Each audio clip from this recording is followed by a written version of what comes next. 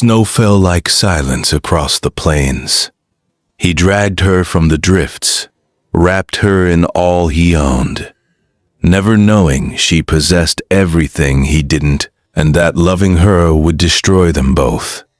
Welcome to Shadow of the West. Subscribe and ring the bell for more legendary tales of love, courage, and the untamed frontier. Winter settled over the valley with the permanence of something that had no intention of leaving. The snow buried the fence posts. It climbed the walls of the cabin until the windows were half covered, and the light inside took on the blue-white quality of an underwater room. The world shrank to the size of 4 walls, a hearth, and 2 people who had not chosen each other, but were learning, slowly and without discussion.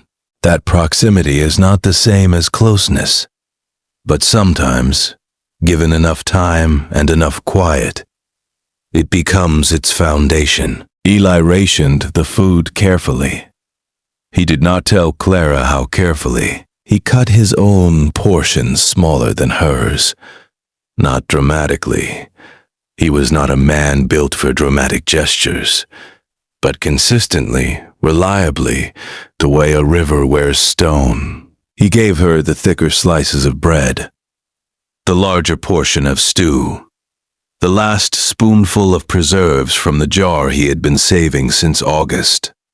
She noticed. He could tell she noticed, because her eyes would pause on his plate for a fraction of a second longer than necessary before returning to her own. And in that fraction of a second lived an entire conversation neither of them was ready to have. She began to work beside him, not because he asked, because she could not sit still while another person labored. She swept the cabin floor until the packed earth was smooth. She organized his shelf of provisions with a precision that suggested experience managing things far larger than a single row of tins. She mended his shirts with stitches so small, and even that he stared at them the first time, not because they were beautiful, though they were, but because they revealed a competence, a capability that seemed larger than the context in which it was being applied, like watching a cathedral architect repair a birdhouse. They talked, not the way people in towns talked, filling air with words to prevent silence from becoming uncomfortable. They talked the way frontier people talked, sparingly, honestly, and only when the words were worth more than the silence they replaced. She asked him about his land. He told her about the 40 acres without shame and without apology.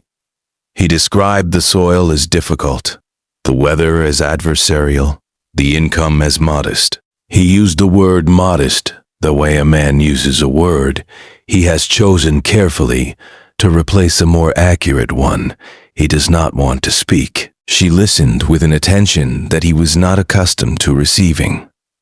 On the frontier, a poor man's words were usually received the way his crops were received, accepted without enthusiasm, processed without comment, valued at exactly their apparent worth, and not a cent more. But Clara listened, as if his words contained something beyond their surface, as if the description of rocky soil and thin harvests and a leaking roof was a kind of poetry she had been waiting to hear. She told him she was from Helena.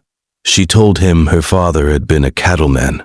She told him she managed some land. She used the word some, the way Eli had used the word modest, and neither of them was fooling the other.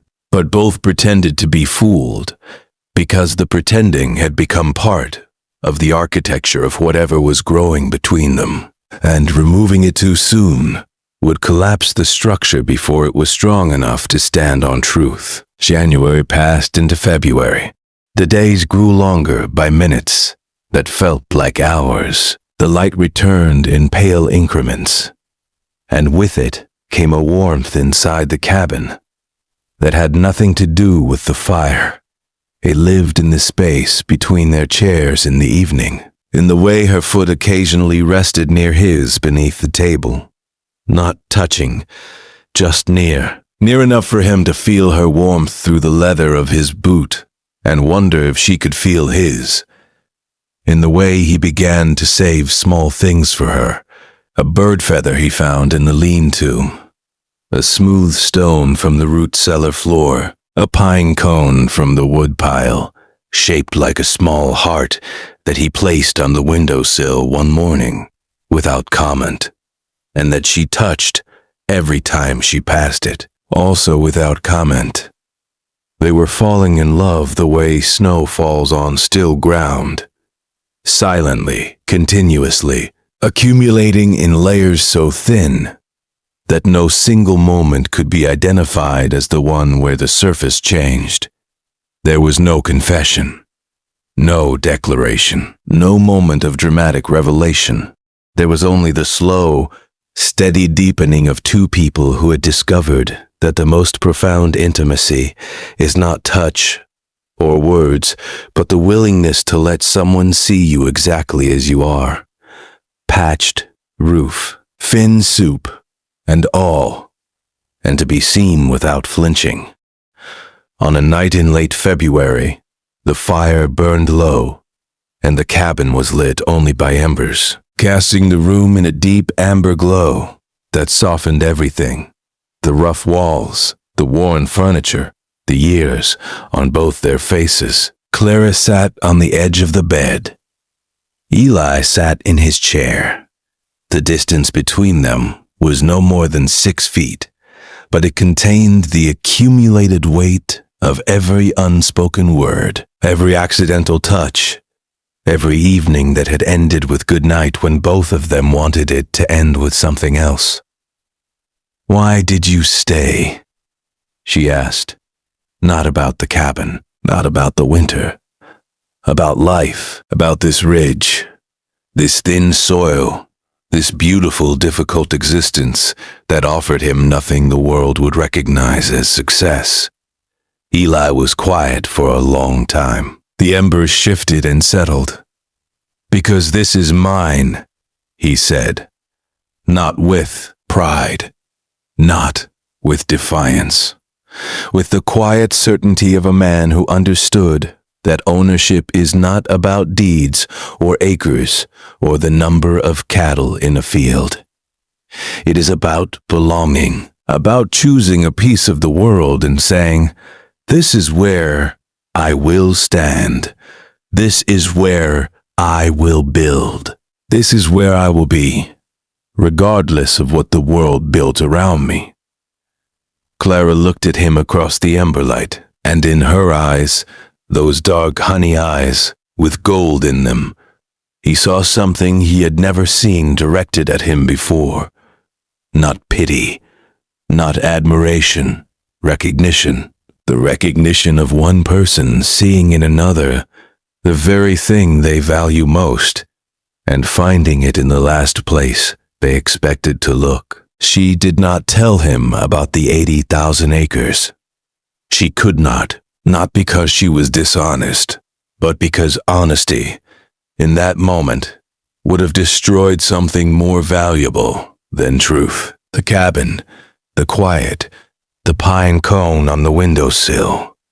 These things existed in a world where she was simply Clara, a woman caught in a storm, a guest at a poor man's table. A stranger becoming something more in a space so small it left no room for pretense. If she told him who she was, what she owned, what she controlled, what her name meant in Helena and beyond, the cabin would become a stage. The soup would become charity. The pine cone would become a prop. And the man sitting across from her, the most genuinely good man she had ever met, would retreat behind a wall of pride that no amount of wealth could breach. She chose the cabin. She chose the soup. She chose him as he was, seeing her as she was, or as she needed to be. Here, now, In this version of her life where money did not speak louder than the sound of a man feeding his horse through a wall and calling it by name. March arrived with a slow exhale. The snow began to retreat, first from the south-facing slopes, where patches of brown earth appeared like islands in a white sea. Then from the lower meadows, where the grass emerged, pale, matted, but alive, stubbornly and undeniably alive. The creek behind the cabin began to murmur beneath its ice, not yet free, but speaking, as if reminding itself of the words it would say when the thaw was complete. Clara knew she had to leave. Her absence from Helena had been stretched beyond any reasonable explanation. People were looking for her, ranch managers, attorneys, territorial officials whose schedules orbited her decisions. She had a life waiting for her that was larger than this cabin, larger than this valley, larger than the quiet world of 40 acres and tin cups and pine cones that had become, improbably and irrevocably, the happiest 3 months of her life. She told Eli on a Tuesday morning. She said she needed to return to Helena. She said it was business. She said it with a steadiness in her voice that cost her more effort than anything she had ever done. More than managing 80,000 acres, more than negotiating cattle prices with men who underestimated her, more than standing in rooms full of power and proving she belonged there, saying goodbye to Ellie Sutton in his patched cabin with his 11 chickens and his old gray horse was the hardest thing Clara Whitmore had ever done. Eli nodded. He did not argue. He did not ask her to stay. Asking a person to stay when they had somewhere to be was a form of selfishness the frontier had trained out of him long ago. A man does not hold a bird because he loves it. He opens his hands because he loves it. He gave her his horse, his only horse. Birch was old and slow, but she was steady, and the trail to Helena was long, and the mud would be deep with snowmelt. Clara protested. Eli was quiet in the way that meant the decision was already made, and the protest was being received with respect. But no, with reconsideration. She rode away on a morning so bright, it hurt to look at the snow. The sky was the kind of blue that only appears after long suffering. Deep, clean, almost aggressive in its beauty, as if compensating for the months of gray that preceded it. She sat on Birch and looked back at the cabin, at the man standing in the doorway with his arms at his sides and his patched coat and his expression of calm acceptance that covered a devastation so complete she could feel it from 50 yards away. She wanted to tell him, standing in that morning light with the mud already marking the horse's legs. She wanted to ride back and say the words, "I own the Whitmore Ranch, 80,000 acres, 600 head, a house with 12 rooms and glass windows that look out on a valley so green in summer it makes visitors weep. I have all of this. And none of it, not 1 acre, not 1 room, not 1 blade of that impossible green grass, has made me feel as wealthy as your cabin did when you handed me a tin cup of broth and said, 'Don't try yet. Rest.'" She did not say it. She could not say it, because saying it here, on his land, in front of his cabin, would have rewritten every moment they shared. It would have transformed his generosity from grace into something he might later wonder was performed for a woman of means rather than felt, for a woman in need. She would not do that to him. She would not do that to the 3 months that had become the truest thing in her life. She touched Birch's neck. She looked at Eli one last time, and she rode south. Eli watched until she was a small shape against the vast white valley. Then, smaller. Then a suggestion of movement at the very edge of where the land met the sky. Then nothing. Just the valley, wide and empty, catching the morning light with the indifferent beauty of a place that had witnessed 1,000 arrivals and a house and departures, and had never once intervened. He stood in the doorway for a long time after she was gone. Then he walked inside, sat in his chair, and looked at the pine cone on the windowsill. It was still there, the shape of a small heart, catching the light from a window that was no longer frosted because spring had breathed against the glass and freed it. 3 months later, Eli rode to Helena for supplies. He rode a borrowed horse because his own had not returned, and he had not expected it to. He entered the Territorial Land office to inquire about a water rights dispute with a neighbor to the north. On the wall behind the clerk's desk, in a carved wooden frame, hung the portrait. Oil paint, formal. A woman in a dark dress with her hair arranged in a fashion that belonged to drawing rooms and governorship dinners, not to small cabins with leaking roofs. The face in the portrait was Clara. Beneath it, on a brass plate, were the words, Clara Whitmore, Whitmore Ranch, 80,000 acres, Territorial Commissioner of Lands. Eli stood before that portrait for a very long time. The clerk asked if he needed assistance. Eli did not hear him. He was looking at the eyes in the painting, dark honey with gold in them, and thinking that the artist had gotten them almost right, but had missed something. The artist had painted authority and intelligence, and the composed dignity of a woman accustomed to power. What the artist had not painted, could not have painted, was the way those eyes looked at 4 in the morning, by ember-light, across a 6-foot distance that contained the entire weight of 2 people, learning that love does not require explanation, only presence. He left Helena without buying all his supplies. He rode back to his 40 acres, his 11 chickens, his leaking roof. He sat in his chair. He looked at the pine cone. 2 weeks later, a rider appeared on the ridge above his cabin, a woman on a gray horse, Birch. The old mare walked down the slope with the unhurried confidence of an animal returning to a place it understood as home. Clara dismounted at the fence.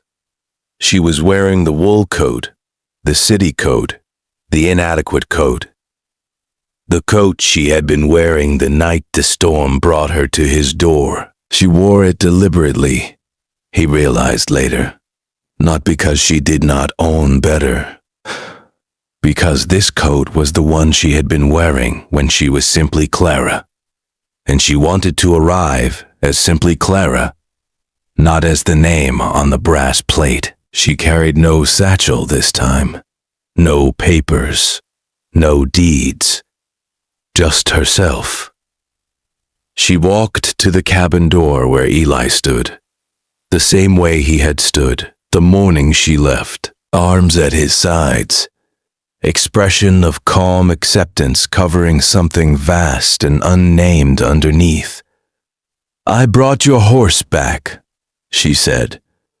"I see that," he said. A silence, the kind of silence that is not empty, the kind that is so full it needs 2 people to hold it. "I should have told you," she said. "It wouldn't have changed the soup," he said. She laughed. Not a loud laugh. A laugh that was more like a breath that had been held for 3 months finally releasing. Quiet, warm, and carrying inside it the sound of a woman who had traveled 80,000 acres to realize that the only place she wanted to stand was on 40. She stayed. Not because she had to. Not because the storm returned. Not because she needed saving. She stayed because Eli Sutton had shown her something that 80,000 acres and 600 head of cattle and 12 rooms with glass windows had never been able to provide. The understanding that wealth is not what you own. It is what you are willing to give when you have almost nothing left to give. It is a thin blanket folded to hide the hole. It is the bigger half of the last potato. It is a pine cone shaped like a heart, placed without comment on a windowsill by a man who did not know he was placing it in the home of the richest woman in the territory. They say, in the small towns along the Yellowstone, that the Whitmore Ranch changed after that winter. The 12-room house still stood. The cattle still grazed. The land still stretched to the horizon in every direction. But the woman who owned it all was rarely there. She was most often found on a small ridge to the east, in a patched cabin with a leaking roof, sitting across a tiny table from a man with 40 acres and a gray horse and a heart so large it made 80,000 acres look like a garden plot. And on the windowsill of that cabin, for as long as anyone could remember, sat a small pine cone shaped like a heart. It never moved. The window never frosted over again, because some things, once warmed, refuse to ever be cold again. And some people, once found, refuse to ever be lost. There is a kind of poverty that does not humiliate. It does not beg. It does not bow. It simply exists, quiet, stubborn, and honest, like a fence post standing in a field long after the fence itself has fallen. That was the poverty of Eli Sutton. Not the poverty of a man who had failed. The poverty of a man who had chosen a life that the world had not chosen to reward. Montana Territory, 1867. A land so wide, it made men feel like punctuation marks on a page that had no sentences. The sky here did not hover.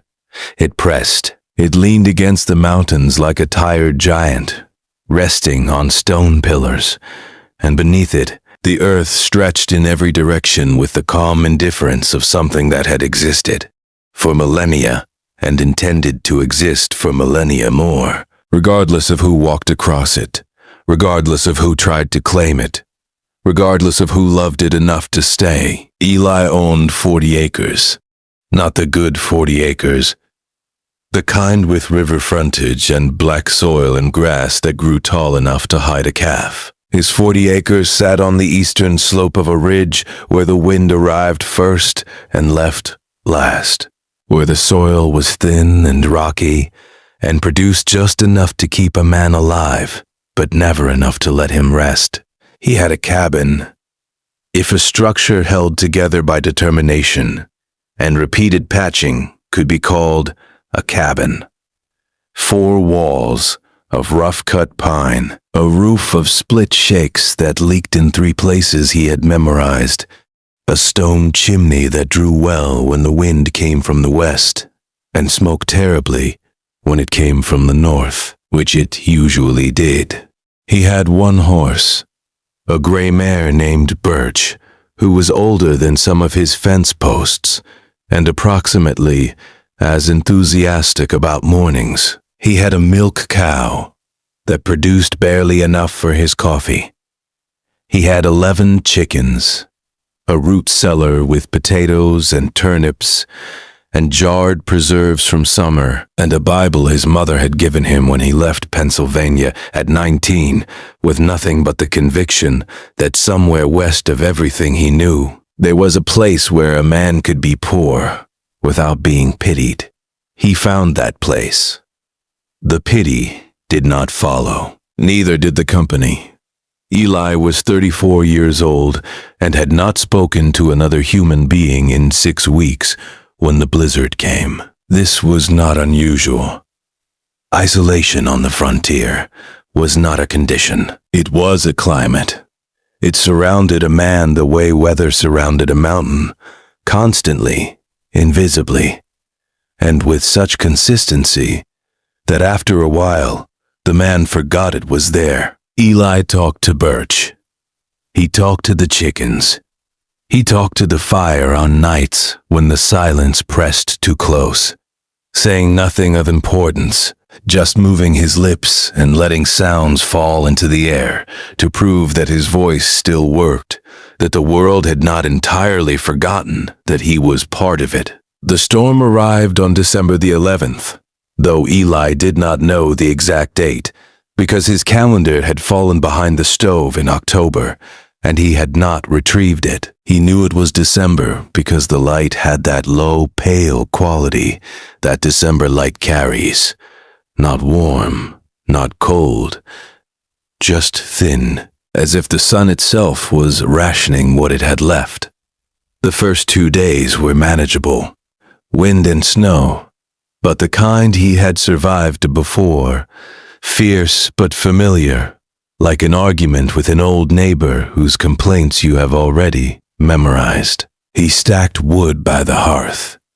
He brought Birch into the lean-to beside the cabin. He secured the chicken coop with extra boards and settled in with the patience of a man who understood that winter on the frontier was not an enemy to be defeated, but a guest to be endured. On the 3rd day, the storm changed its mind about being ordinary.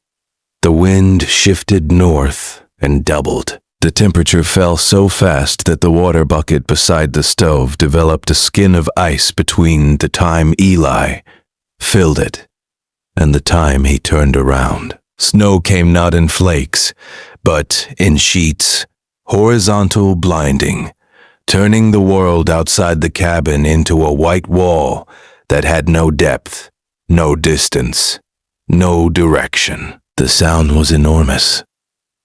Not loud in the way thunder is loud, sudden and dramatic. Loud in the way a river is loud.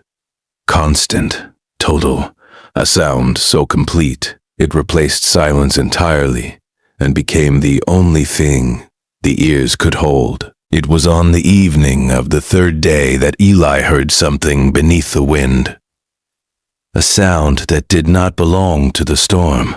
A low, rhythmic thumping against the west side of the cabin, not the random percussion of a blown branch, but something deliberate. Something with a pattern, something that suggested intention.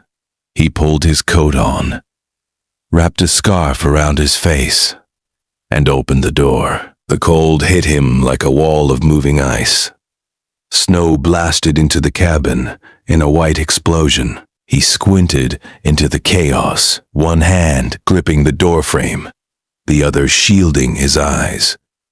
She was at the fence, or what was left of the fence. A dark shape against the white, collapsed against the lowest rail, one arm hooked over the wood, as if she had been trying to pull herself forward, and her body had simply refused to continue the negotiation. Her coat was heavy, but inadequate for this kind of cold. Wool, not hide, city-made, with buttons instead of ties. Her boots were leather, cracked and soaked through. A leather satchel was strapped across her chest, pressed between her body and the snow, as if even in unconsciousness she was protecting whatever was inside it. Eli did not hesitate. Hesitation on the frontier was a luxury that belonged to people who had the option of someone else stepping forward. There was no one else. There was only him, and the fence, and the shape that was becoming less distinguishable from the snow with every passing second. He reached her in 12 steps. He knelt beside her. Her face was pale. Not the pale of fair skin, but the pale of cold that has gone past, shivering, and entered the quieter, more dangerous territory beyond. Her lips were blue. Her eyelashes were frosted. Her hair, dark, long, tangled with ice. had come loose from whatever arrangement had held it and spread across the snow like ink spilled on white paper. He lifted her. She weighed less than he expected. Or perhaps the urgency made him stronger than he was. He carried her across the yard, through the door, and laid her on the floor beside the hearth, where the fire was burning with the steady orange warmth that had been his only reliable companion for as long as he could remember. He removed her frozen boots. He removed her soaked outer coat. He wrapped her in every blanket he owned. 3 in total, one of which had a hole in the center that he folded over so it would not show, not out of vanity, but out of a dignity. He extended to her, unconsciously, as if even a stranger deserved to be wrapped in something whole. He heated water and pressed warm cloths to her hands, her neck, her feet. He fed the fire until it roared. He pulled his only chair beside her and sat watching her breathe. Shallow at first, irregular, the rhythm of a body negotiating with cold for the right to continue functioning. He did not sleep that night. He sat in the chair with his hands on his knees and watched the color slowly return to her face. Iwe dawn returns to a valley, gradually, reluctantly, as if warmth itself was not entirely sure this woman was worth the effort of saving. But it came, pink at the edges of her cheeks, a slight flush along her throat. The blue retreated from her lips one shade at a time, like a tide pulling back from a shore it had almost claimed. She did not wake until morning. When her eyes opened, she did not wake until morning. They were the color of dark honey, brown with gold in them, deep and disoriented, scanning the ceiling of a cabin she had never seen. The rough-hewn beams, the smoke stains above the chimney, the single shelf with its modest row of jars and tins. Her gaze moved across the room and found Eli, still sitting in the chair, still watching, still wearing the same expression he had worn all night. Not concern exactly, not tenderness exactly, but a quiet attentiveness that came from years of watching things carefully, because careful watching was all he could afford to offer. She tried to speak. Her voice came out as a rasp, dry and broken, and Eli held up a hand, not commanding, just gentle. "Don't try yet," he said. "You've been through something. Rest." He brought her water. Warm broth from the pot he had kept simmering through the night. Venison stock with wild onion and dried sage. The kind of broth that tasted like the land itself.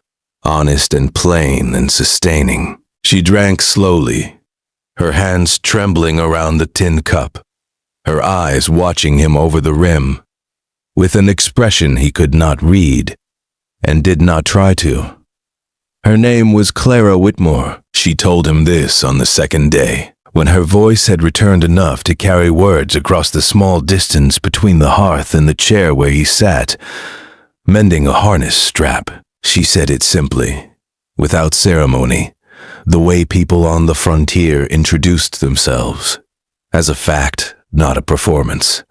She said she had been traveling south from Helena when the storm caught her party off guard. Her horse had thrown her when the wind spooked it. She had walked for hours, she thought, though time had lost its shape in the white. She had seen his fence and moved toward it the way a drowning person moves toward anything solid.